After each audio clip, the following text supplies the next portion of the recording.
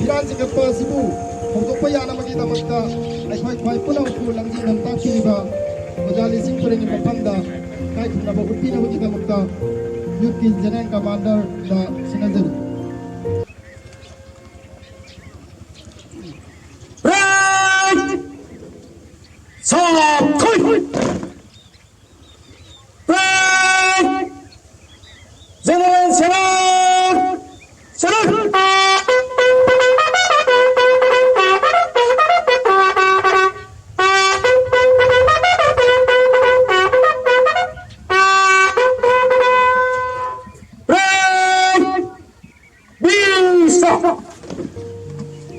Kwai pulau ku namjin nam tak pini ba Ojali Singapore ni Panda, kai kuna ba uti rubai makata rakada, nasigi dua pakang bayi pa malangi Piran Sibu singkat pina bagi tamakta, kai kuna jari ba, nasigi request, Laisram Radha Kishore Kumar, Honorable MLA, Painam AC Chairman Manipur Pollution Control Board, and the Khadi and the Village Industry Board. Hai bai kai kun nazar wasina nasigi male mi Piran Sibu singkat pina ban borok 좀 더 죄송합니다.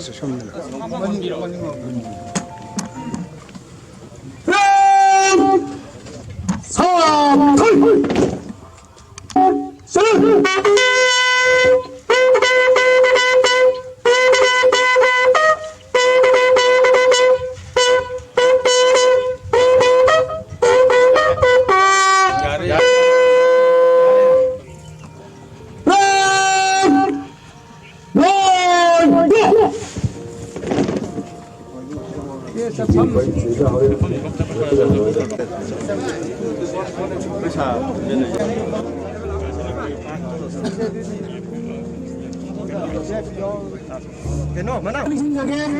Aku cakap macam dah, ya ini aku ni line dah,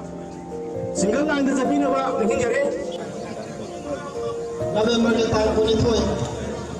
kisah ini komja, isi ni dia konmak tu. Ipharawa, kita kawan kami nasi dah.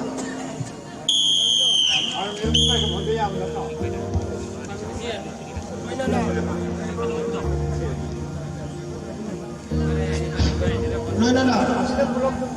Nasi ni, kita Presiden, Kuasa Polar Sing. Sila ka tahu jadi?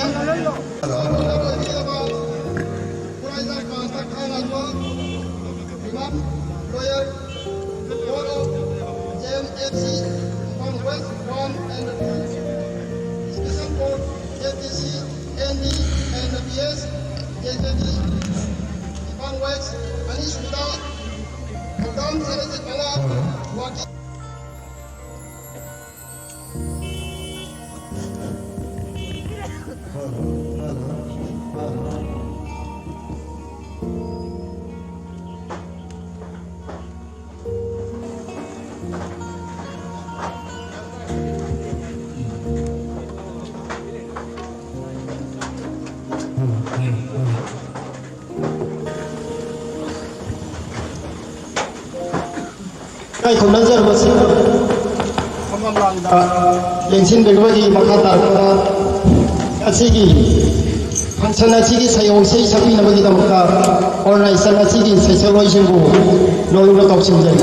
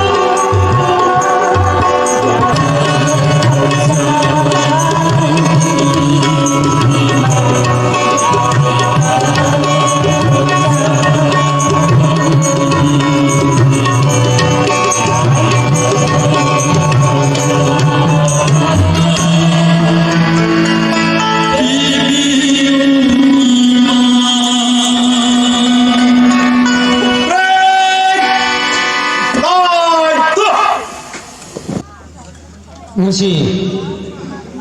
Kristania gi lisingani suna kunuma thoi November gi tang kunu dani thoi sunu yam yai parban misidai koi lumnang dong batalangi man chanali dawroba koi changle lama ai di tabul maning branch unai sarji oina ngasi thanga jari si koi changle punna chani ga mithuni jai shuba sugumba 상련 산이가 니토이 쇼바 시고 상가하기 바랍니다. 아토이바 티티 미통레 로이나 가시기 다이 판비르 바싱 가이 그너집싱 엉덩 인증적에 아함바 아토이바 미통레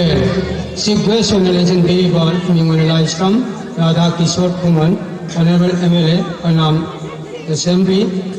Constituency Chairman Manipur Pollution Control Board and Khadi and Village Industry President Elangam Shamkishore Khanganwa Vidya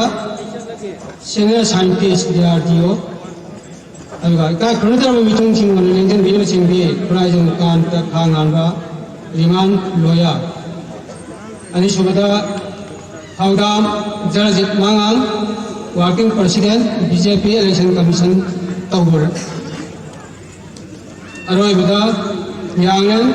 Kesok Kuman Secretary BJP Election Committee Tawur Kai Kunajarova Kasing Tungin Simboy Aham Kete Taram Taram Oksa Bolon Kai Kunurchari Makata Kuda Koi Mangilin Balaman Singh Ramdam Sigi Maibel Singh Tempor Kabir Vaisal Singh Sejing Loyana Koi Lamdam Kiadagi Arapin Pang Kiadagi Lakpi Rangasi Sumba Sani Gani Puni Toshuba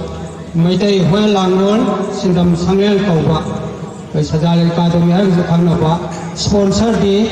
UFO Universal Friendship Organization Sponsor Tawjaba Suma Sangel Lama Sangha Abagi Taram Galengin Dirpa Pai Kuna Ubu Arobana Ikai Kumina Magalona Taram Taram Ukseri Kogi Organization Asigi General Secretary Yes Yohen Maitina Yam Marik Jumba Fajwa Pampea Untuk Pirame Kanta Khanganba Rimal Lawyer Koro JMFC Impan West 1 and 2 Wapam Kana Tambinawa Nolukseri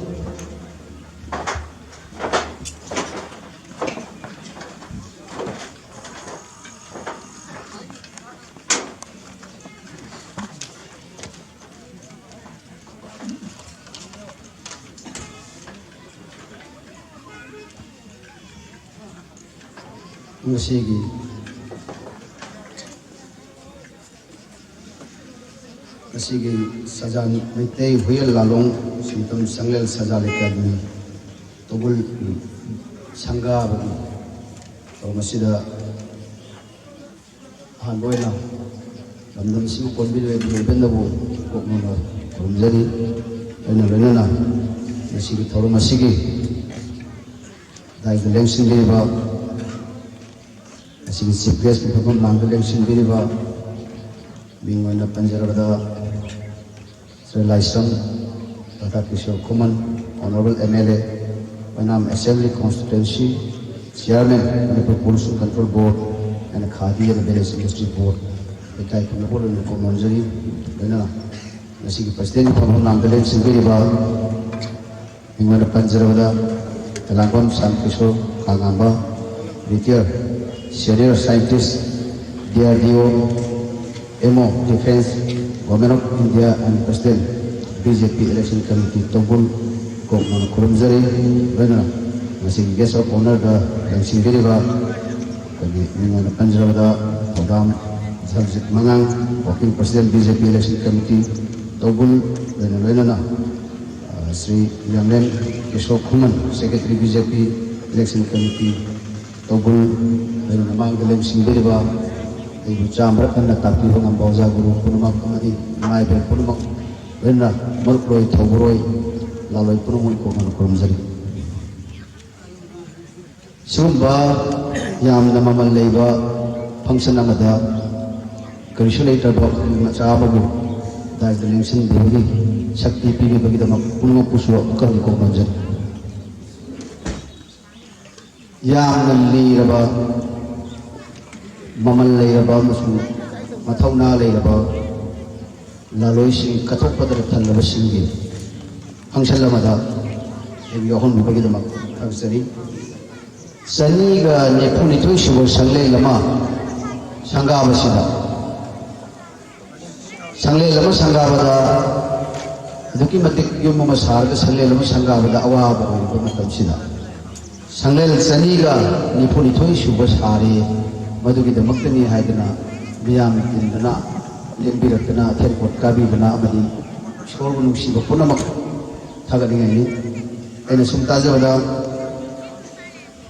30th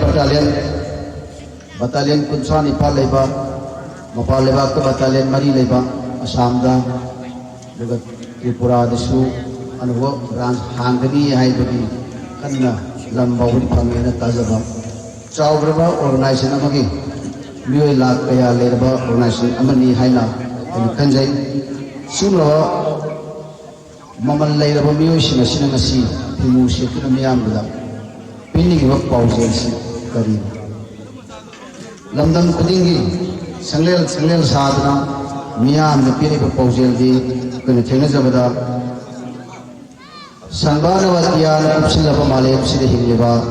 Ziva Pumnam, Mu Vatanatana, Sasan, Zivaya, Katsing, a picture Ziva, however. Muikaya Pumna, Himinava, Aduga, Aikoi Malay, Sidhiva said. Matagi, Machani, Zimri, Toy Pan Munakani Haidna, Nusinan Hingadavani, Ekoi Amanama, Chilinauni, Pamtigi, Machani, Sansas the Legazi of Punmuse, Amalayama, Punshing Akan, Amanamabu, Awa Piro Davani, Ekoi, Malay, Vidamaki Hingadavani Haiba, Alison, Piramba, Universal Friendship Organization, Tambilabiba, Nasai, Hell said, Paravaka Kan. Aduki matik Arthasianba, Nungsiam, the Lemedava, Kangu Omni Hen. Adu the Natuna, Mokoin Moto Masupi, Karamba, Universal Peace and Love. Ivadi, Malan Sangsasi the Lady Bakunama said, Yamna Santi Oina Nungsinaba.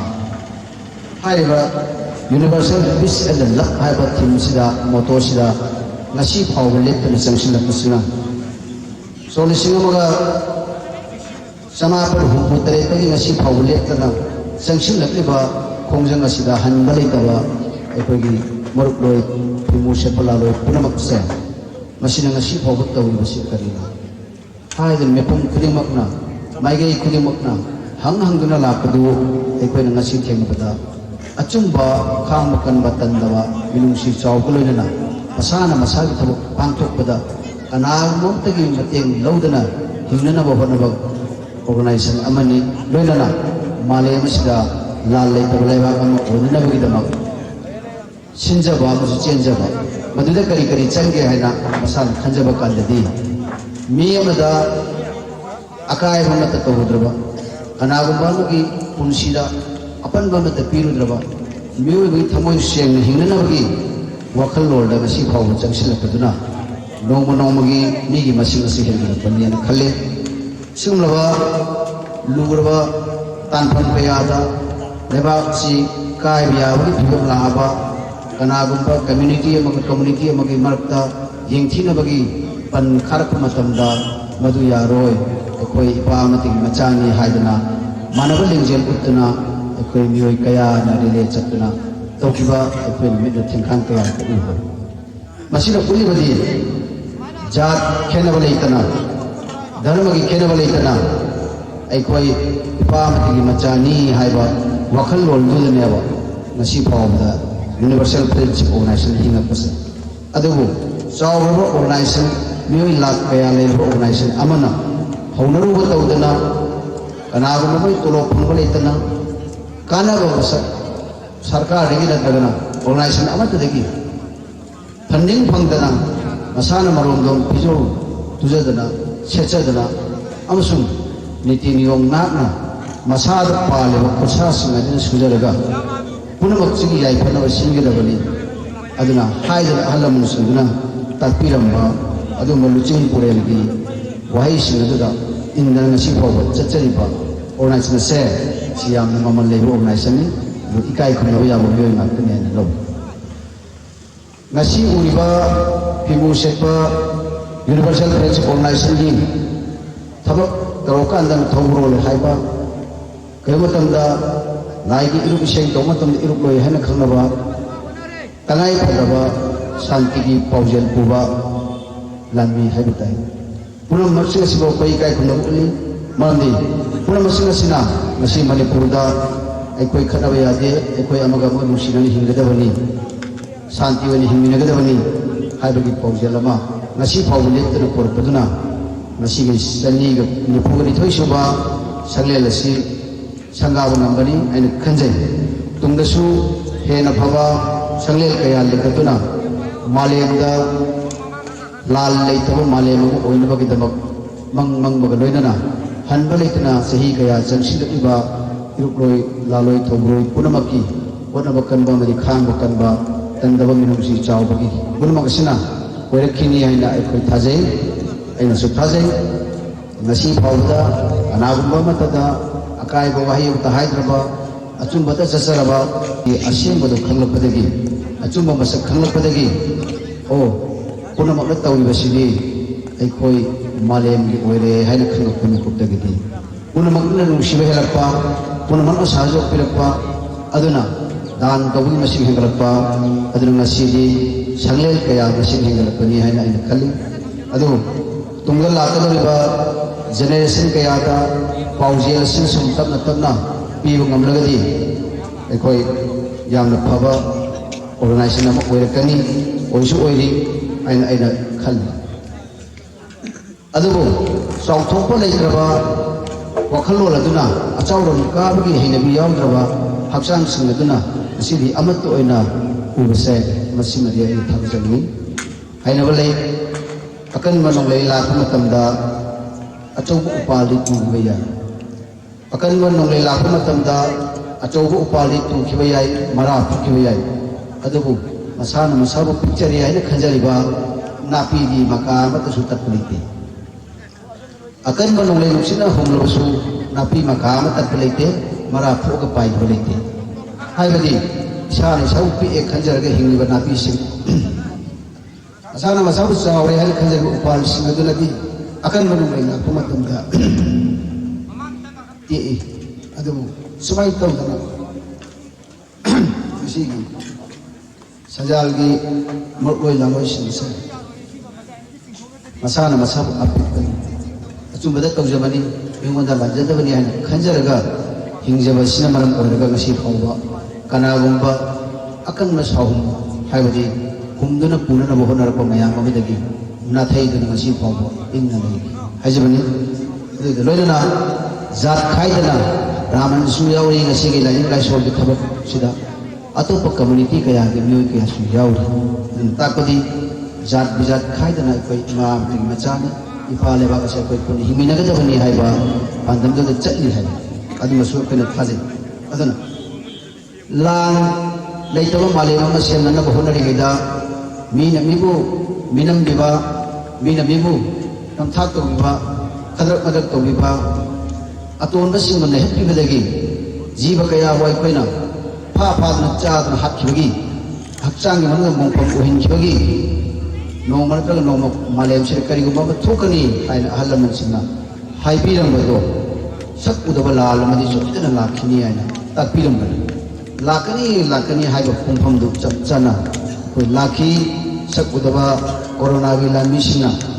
sak udaba corona gi lami singna miyoi kaya malem gi hakki masi ahal sina hairam badu chumme haina koi hajikta dakhal मालेमदा सकूदब लाल लमन लाकरमी के आसिगनी है बदो कोई हौजो जी corona virus न मरम होना मसक उबु गमद्रबा मै असिना मियो के आदि पुरसी ले करिनो आई कोई मियो गना गम्मी हाजना जीव कया मोफम होइन केबा मसिन खंगना हाप केबा जीव सिंग दुगी इशोन ओल मन है ना पे थाजे असिगु नुमे आवसे आई कोई ना हल सिंग हाइरम पौता पौरक सिंग दु नैनरा कांदा हौजि सु हाई लौरी फुपंगंबा कन्बा नुसित अमा लाखिदौरी लौरी फाव पायरबा नुसित युम कइदि लोइना पाइबा ताबा अदुगी मतमदो अखोय कैदबगिनो हाइबदि खंगे अदु नैनरुरगदि हलमन सिंना अखोयदि यात यातुना पिरबा पुंफम सिंग अदु मतम चप चप चाना लाखनिना अखोयना पुनमक दुबो अखोय नाकमिनबा अखोयना खंगमिनबा ममथौ ताय हैना अई खल्ले रेना हलमन सिंना सजान यावरग मतम मंगनदना अरियमदा लेगनो पुंग कुनमरिना साबा पुंफम नो मसिदा पुंग खरदी पुंग खाइदोगा युमगी थबक तौ लेबाकी थबक तौ अमदी ईश्वरगी थबक तौ हाइना खाइदोक्तुना पिबिरंबा अहलमन सिंग पौताक्सिंग अदो इनबा ngamdabadagi अखोयना कनागुम सिंग लान उखिबा यावबगी वानी अदुगा लेबाकी अमसुंग मियांगी ईश्वरगी पुंफम सोयदना चलिबा सजानगी लानबी सिंगदी नोमनद्रगा नोमा मियामना मसक खंबा मालेमदा न्यूक्लियर साबगी कानबा लेत्रे अखोयदी अदुगी बहुता शांति वानी इंग हिमिनरसी हाइबगी मदुदा थादगदो पैसा करोड़ कयादना मियोयबगी लाइव सिंग पीदना मही मसिंग तंबगी नत्रक बुद्धि लोकसिंग नत्रक एनवायरनमेंट फननबगी मसाक अमा ओयबगी मतम अमा लाकनबगी पाउजेल पुबंगंबा यूनिवर्सल फ्रेंडशिप ऑर्गेनाइजेशन मालेम सिरा माई पाकपा शांति लेबा मालेम अमा ओयदना होटनबदा पृथ्वी की मियान मसक खंगन बिमा ओरा खांदा अखोय मफम असिदगी होदोखिबनी अखोय इपा लेबाक असे अखोय पृथ्वी पुनमक्ता लेबमी पुनमक्ता ngakminagadaबनी हाइबगी पाउजेल पुदुना चही चा कया खांगेबा अहलमन सिंग इपा इपेबल सिंग माइबल सिंग पुनमक्ना नोमा नत्रग नोमा मालेमदा लमदम सिदा मनम चेलबा लेनम चेलबा थंबाल सागली थंबाल गी लेनम से खंगना लाकपा लाइबा नि खंगना लाकपा अदुगुलबा लूरबा शांति लाल लेतबा मालेम मा सेम कलेबाक से हुदुरे ई हाइदना सिंथानिया उगलमदम मा हाइबदो वरसनो हाइबो वाकुज थमगा इपा लेबाक नि याइ परे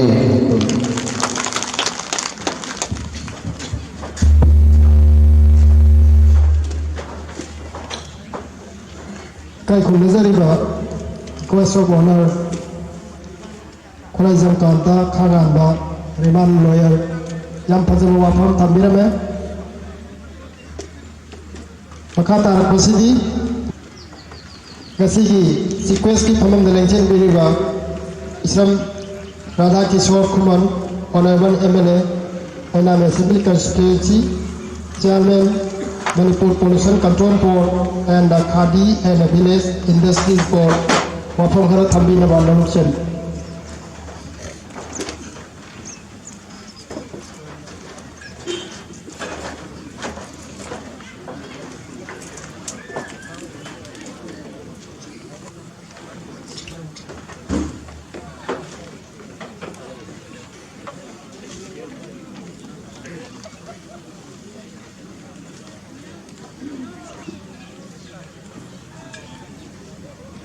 Nasi Tawul Kundangi Mapam Amada Kada Hendokna Koi Kuding Makna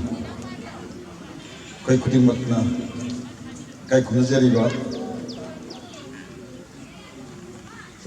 Manipur State Siki Amata Ngairaba Aduguma Singstan Maitei Huyen Lalong Kandalu Kudimakna Kangnariba Lupasiki Hojik UFO Universal Friendship Organization Haina Intolaba Aduguma Sangenaba Sankavagi Thoramne Masi Chinglaba Masi Thoramasida Kada Hendokna Koi Kudimoni Kai Kunazariba Elangum Sam Kishore Khang Anba Masigi Sikuba Sankavagi Thoramasida Site Togiba Retired Senior Scientist RDO MO Defense Command of India Aduga BJP Party Su Tawalgi President Ehapna Ahan Namaka the Court Nonica Kudabachari Loinana Objecta Namalyam Lava wafam kaya galoina na ngasigi guest of honor oina pambiri ba yaki maru President Kanta Kangan ba Chado endok na ekwegi Imphal East 1 and 2 Special Court FTC JJV Imphal West Hariba ay maruf asina amal yam lo akum kaya ga loina na kasi function sige guest of honor have na ani subo ani kai kuna butchari loina na ya ki maruf ani Jaljit Mangang Keshaw Kuman Hoje Haujik Resmi member ina pambili bekai kuna butchari loina na Sigumba Chengle Maba Thorum Asibu organized Taudana Landam Nasi Yokat Piriba Ekoi Kudimak Dekai Kumnariba State Siki Maruena Lamlang Dong Batalengi Makhada Hojik Hangjariba 242 numbers Battalion UFO Sajal Sanglen Sajal Academy Highway Academy Sigi Haki member Punamak Amadi Sigumba State Estate Ladiba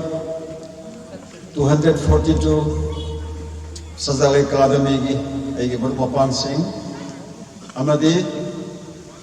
Yaki Manga Hoji Pabiliba Lamdam Sigi Egi Nusijaraba Masin, Jasin Singh, Warmapan Singh, Halman Singh, Saturn Hau, Kai Kiwi Pihadna, known a guy from the butchery. I couldn't open Mashida Pantopasa, Masi Hojik Lady Boy, Itriki City, Tangai Fadaba, Young right time over, right action over. Adugumba amani haidana ayhatna ahan muttada haijari maramde ekoi malen bichini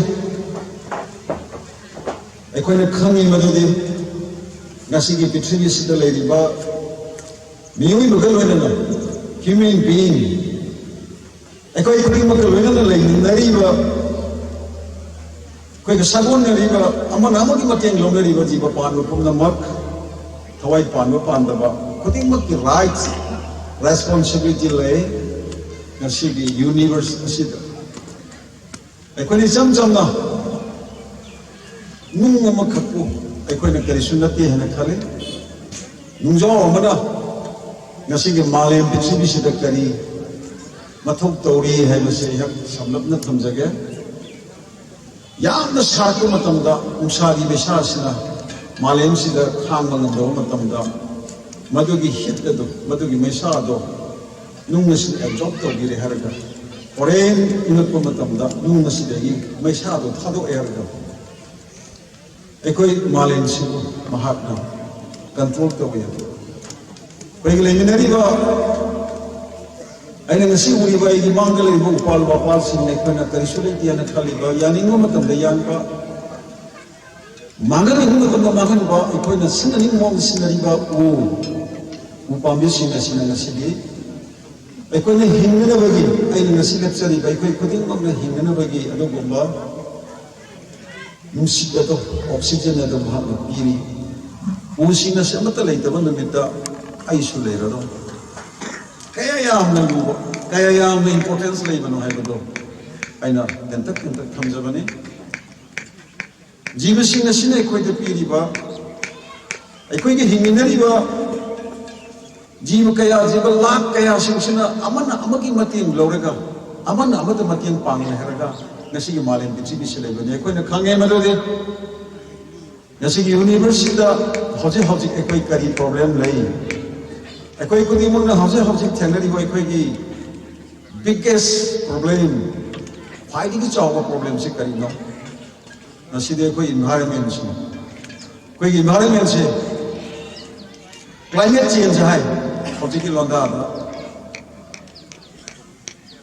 नसी की पृथ्वी की लेरिबा मियोई बा है से करी तौरी कोई की पृथ्वी से नाक सिन बा मख मंजिन थाना संसलगे मसी करी कवे priority basis number 1 environment shape the environment shape the life shape the world hai ba ekone locally ba steps sing ase kari gino ekone khange ngasi degina se he aini hingli ba ai hang purak pa matam di wari ten tak pa ma sugumba nungai ra ni da sida thanjage ai hang na chahi taramu surakpa matamda chen chongdana chanjen changang namakpa school kaba horpa matamda aigi manipur gi aigi ilaikai gi leramiba matam madugi prakriti gi saklon khongset ado kradang thamjage ngase koina leiriba thongjawruk river thongjawruk tuyansi kayam chawrami masida ising chahi chuba all year round year chahi chuba ising big thana chele maki mokumatha da rainy season da thongjawruk ki ising sina kaira kuyen se kaira chelak ko matam da tawul da kujman da thameri bo kunjing sida flat thoy ai sida ai tawul da ai imana mama thongjawruk ki ising se kaira da changak ko matam da maki leipan sida ising thingba da mak lai khidrini ai kon uhoba kon thengarak pasi yembiyo nasidi ai gi thongjawruk atu chawng ising chelam do lekang ma on khre ising bai mo khidre yembiyo nasidi ai koi malem ne hini ba ngasi prithvi de hini ba jiba pan ma miyoi mana thengnari ba nasimak thengnari ba COVID-19 corona virus chokale kham thena chokale hoje computer age ngum double etre nusik ki man thana rocket paiba missile paiba ngame ahang ga ati yum sa ba ngame samudra ki ronung de yum sare samudra ki ronung da rail gari chele ngum double etre but COVID-19 corona virus ekoi thena ngamdri ekoi ne hingli ba pithvi se si nga aga pithvi ma se ekoi iram dum se ai ima se ipa se ekoi ne khangi madudi ipa kana no sadgar sini ima kana no malen sini ipa kana no numi sini ima kana no koi malen pithvi sini ani si lairaga ani si ki pollination la aga ipa imana punbi re haraga ekoi kudi mo himani hai se koi khani masi ki saktam se sukai kai be yada amana kai rakata malin na kai rakata ipa na kai rakata korong na kai rakata koi himanga mo hai se koi khani yak tension jage matam phangmo matam da koi punse wari sa se ai lak sage UFO gi mar mo pang sing ai ta seng na thamoi sena no si ai koi so mi ta wiba manipur ta wiba rajniti ki politics ki mong se model leite yam nangan na ka thok ko maga loina na ya rajniti la lae ai na khwai de ki nusi ba se khwai de ki son ma khwai de ki wa ba mi si de khwai de ki thongna ba mi se ai ha pe do na kari su khalu de ki ba su leite khwai de ki son ba mi du di ya ta seng na ai gi thomos de heart to wi ma ki kari mo tan pang ge sai khale e koi miyoi ba hai sina top ne human sina in the world pithvi se de ko na top ne ai koi na nusi bi re ma tam da ai su le ga ni ma su le ga ni jiba pan mo pon mak se ai koi na na pi se ni ba change ado ko mo miyoi ba sina kari no na si di sa ko pa Mahaki, Chandarol, Kanglon, Niti Niyom, Taxi Khasi, culture, tradition, Kari di Mangli Bano, Akoi Hojiti, Kantaba Matam Yore, ngasi ki malem sida leriba jar tinadaba kuchu tinadaba salom tinadaba lom tinadaba laini ai som tinadaba kaya amal leiri hai pithribi sida ngasi masibu punna pithri ma sina ngapi sembiraga ipa sina ngapi sembiraga leiri aikoina karigi dama aikoina puksel pikle harga ai isa kita ai khapta ai khapta khalaga hinbagi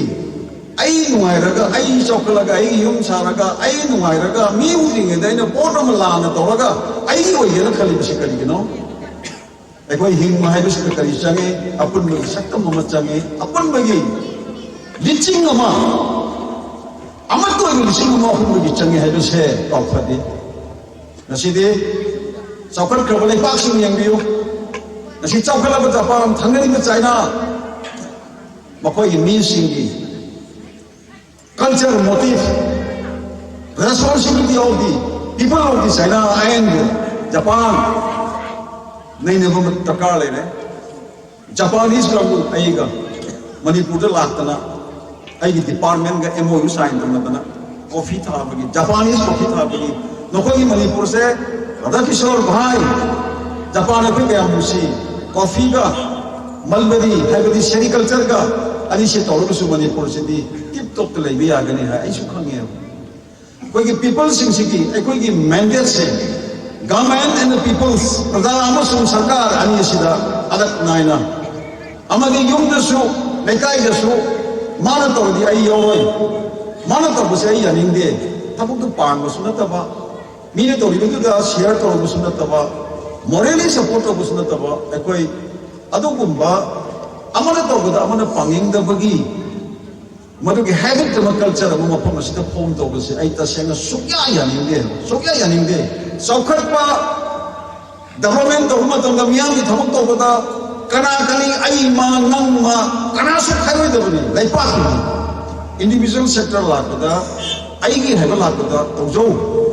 ma gi mu phana bo hana ba saukhat bo hana za ba ma ki mathong ni ba apun ma gi saktam da di sing da ba phate madudi which 100% dedication complete kathoga leipa ki chokala ka ngasi koi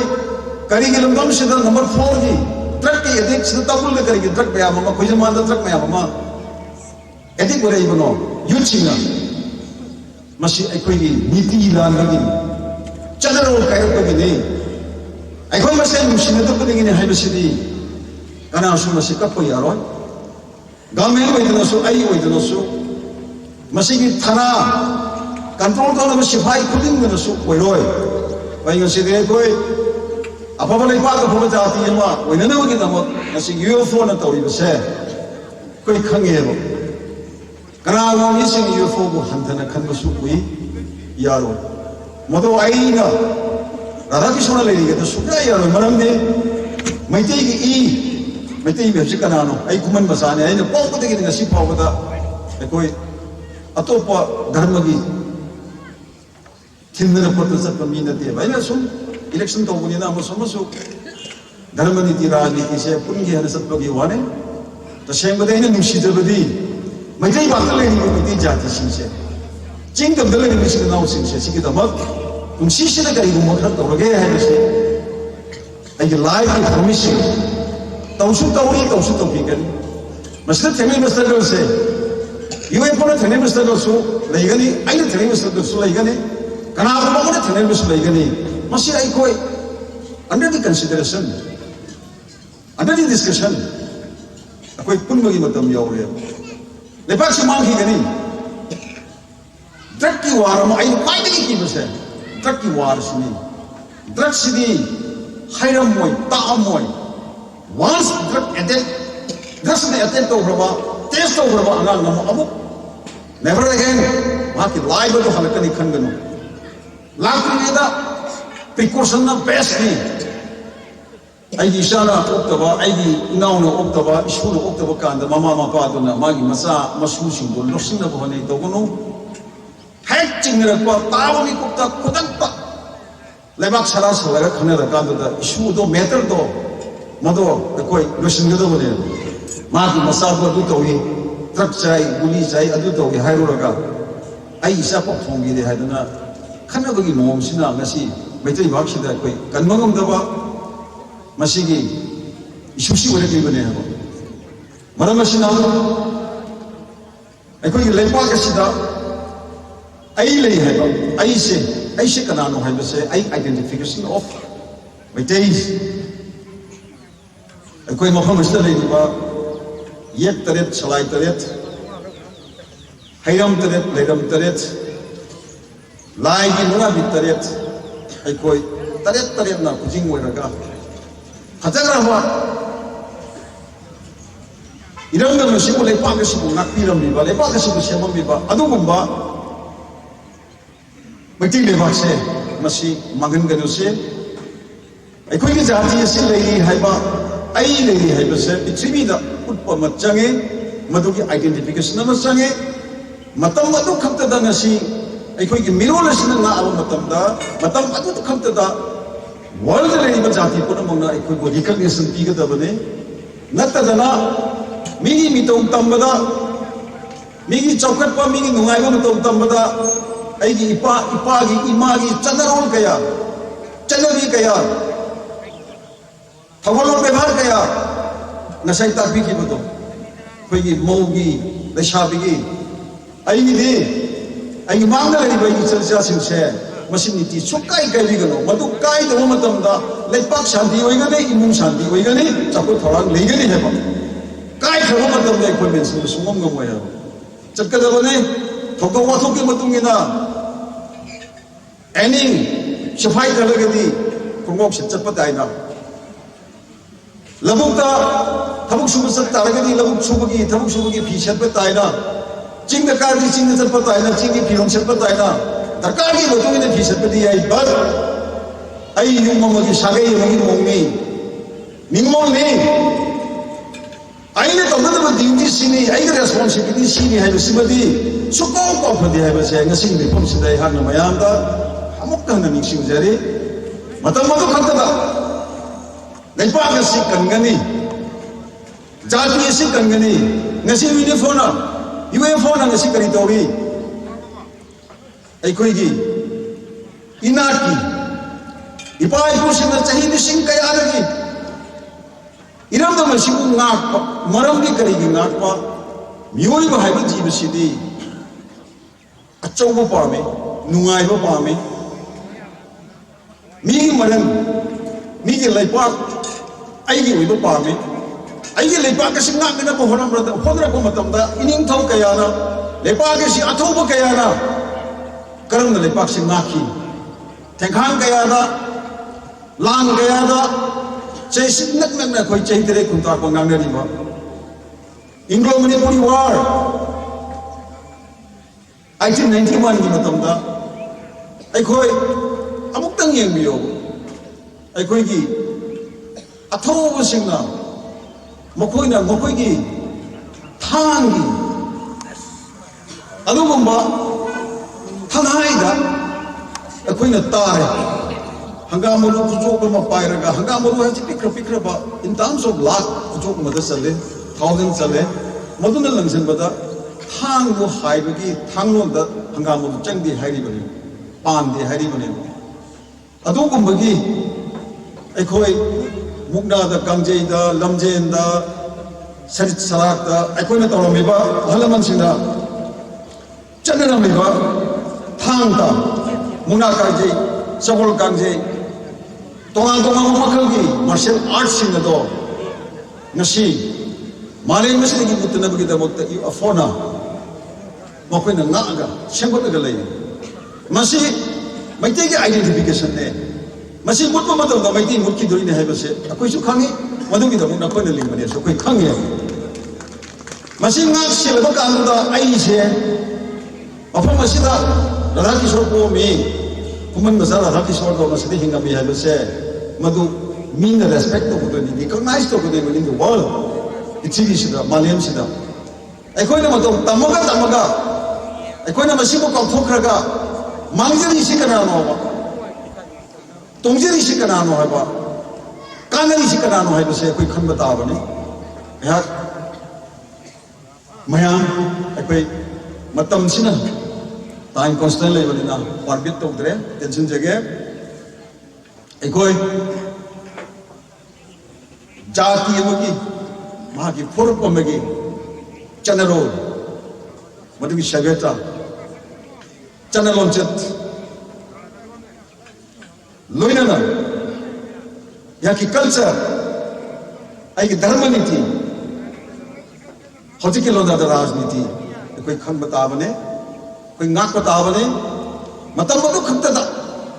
खंतदा पृथ्वी ने ले तोान फुरुक कया मानदब जाति कया खूब respect तौगदबने है अरोब थमजरगा लुसनजरकदा वागनी अखोई पृथ्वी अहोंब कया लंदम कया वरखीब अथोब कया सिंगदुना मकोगी पुंची नौना फारसी जगह कार है हवाई थारगा इरमदम कलखी बने नसीगी लेपाक से लेरी बने लेपाक से सकम से गातना लाख बने अखोई सु मागी प्रोफेशन की सिंपम की खेना बोलते मागी प्रोफेशन का कथोप रहेगा तबक सूरी बस मिसिंगना लबुक तो कुमी बसना 24/7 कुमदना थबक फतना सुबा फार्म सेक्टर लेरी सिचु फतना सुबा यो फोर लेरी को काम सिंसु थबक सुना सुना हाई बपगी इनाट कल्चर सिंगा न होनबा आइकोई सुले बासी राजी तो मत और आइकोई नसु आइकोई न तौबो या लंदम बसी की प्रूफ सिकी दबक करी तो गदब न मकोई की दबक द मायोन मनु की दबक फ्यूचर करमाइन सेब द मनो हाई बतो नागे हर काम से आइकोई ना कोई की लंदम से कोई की जाति से फुर्प से कल से नसी निमिदा सिदा नसी की 242 संगले नसी निंबुना लेना अमुक का सुर कोई वसक ले हैरगा इनम नमसिदा जाति सिगी मसक थोपा तोंगानबा जाति कयागी लेपा कयागी मियोई दगी तादबा मांगखबा चनरो कया नीति कया सिंभम कया चसी कया खसी कया अखोई कल्चर कया ट्रेडिशन कया नागा माई पापा मीन रेस्पेक्ट तो बदु कुपा जाति ये लोग मले पापा मो हेलसी सुक्सोई स्वर्ण नोने ने खांगे आई यूएफओ की अतोप फंक्शन कया दा बिष्णुपुर की लमांगयों की बटालियन से हांग की इनोग्रेशन दा मतम द सुयावजा बने तापीरो कोई लेरे नकोई के मरो नकोई ना पॉलिटिशियन सिंसिदा राजनीति तौरीसिंसिदा तोंगान बनी हने खंबी गनो थमोइदा आई करी तौसिगे करी तौगदबनो हाइतना खनबा नकोइगिदमक्ता लेपा मिसु राजनीति तौगदे याउरी हाइबसे थमजरगा मथंगी मिफमदा दरकार लैबा मतमदा हाइबिरक्लगा नसिदि होजिकति कितंगी कोइ चिनबा इलेक्शन मया ओइबनिना कोइ कोइ सुइथौ तोंगानबा प्रोफेशनली ले अदुबु अकोम मतम नुंगाइलो मतम कोइ डिस्कशन तौबु मतम कोइना खंगजबा कोइना उजबा कोइना ngमजबा लेपा की तौगदब सिंगसु अखोइ थगाई के आसु तौजगे हाइना ngमजबा मतम फंगने अदुबु मतम दसु बिबिरगा एहागा मथंगी मिफम अमदा अमु तुमसाबा बिबियु हाइजरगा एहा लेपा से स्लोगन अमु लाउजगे मयामसु खबियु मिति लेपाकना याइफरे एदा उमलतंग लाउजरगा दसिगी मिफम से एहा मयामदगी काइना जगे मैतै लेपाकना याइफरे मैतै लेपाकना याइफरे मैतै लेपाकना याइफरे थैंक यू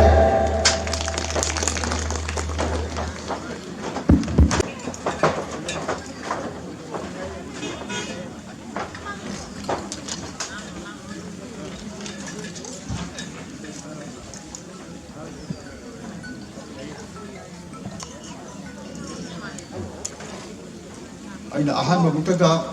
लमदम सिबु कोनबिरिबा इनरो सोरारेल कांगोइंदो अमदि इमा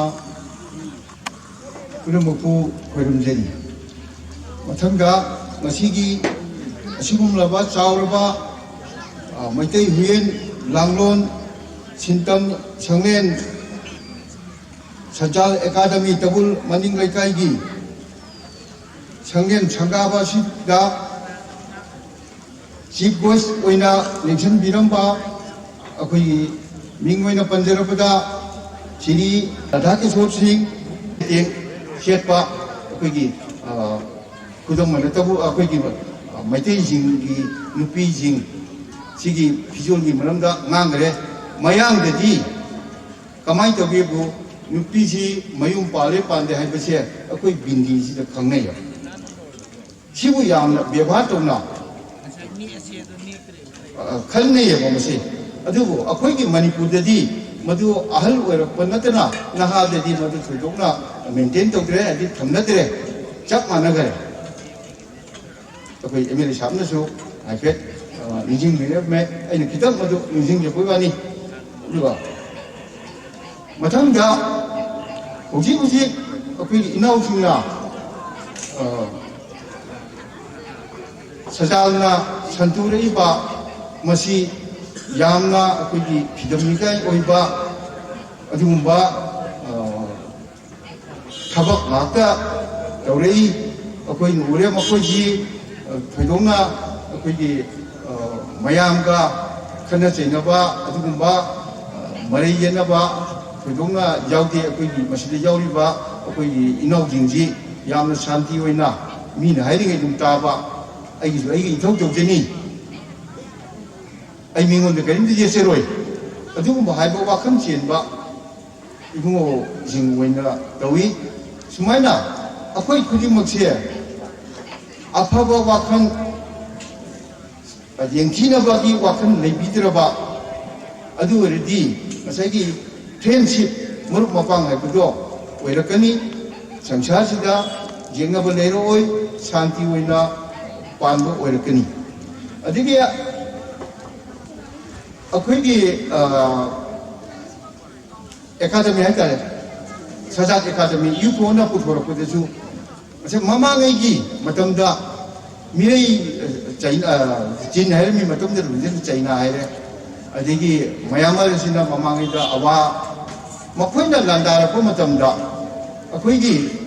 manipur gi ningthau magi sipai jing sina matam da nomai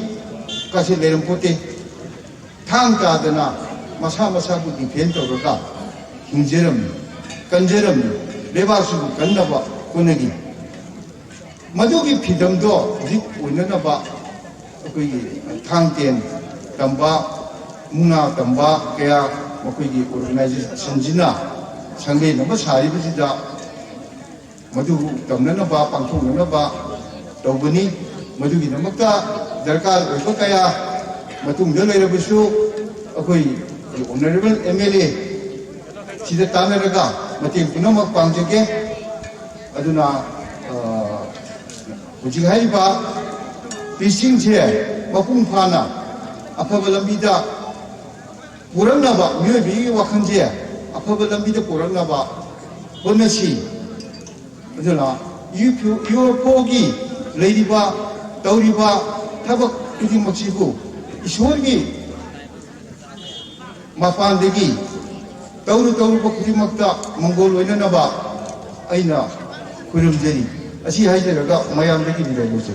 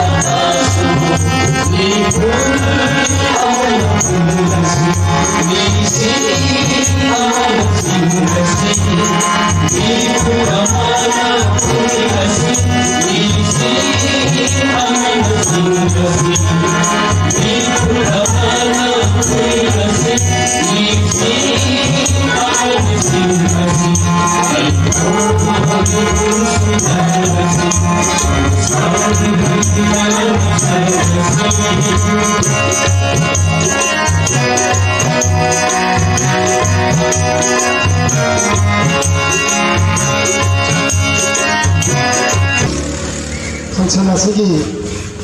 board of thanks TV nawagi damakta ai irikon maitai president maitai we ani busu kurunjani ngasi November gi tang kungani thoi tha trama thoi ding so ge sing ani ga kun ga mat thoi yang gai gi tara ga ni pan ba ning thu pa wa jai phara Korong ning thu pa ba numit sida Lumlangdong headquarter number 2 gi makhaga masa sangnel tabun maning laikai branch ki sangab gi thon sida BIP athoi bagi pham langda limsin biriba ming oina mamamta hajadrabsu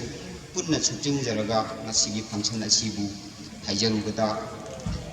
lepaki asinba sagi asinba kayabu aithokiduna function asibu mapung than bagi dama Universal Friendship Organization Software Quarter Langdong di masa sanggen tahun ini jadi ada sebab untuk jadi matangga laikai sigi kalau mereka pagi civil organization kaya anak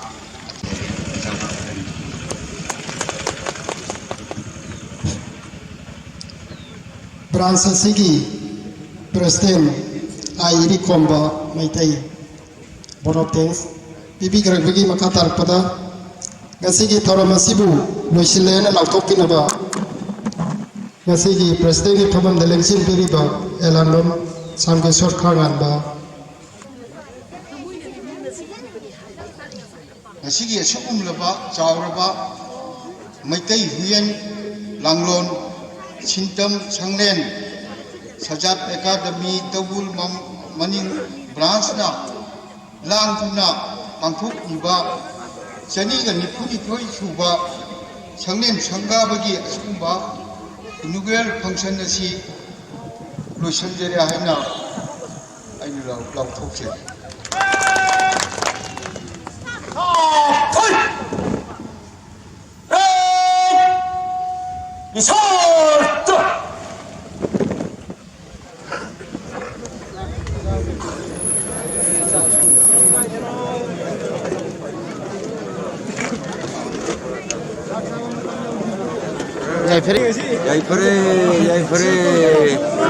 Yai pare.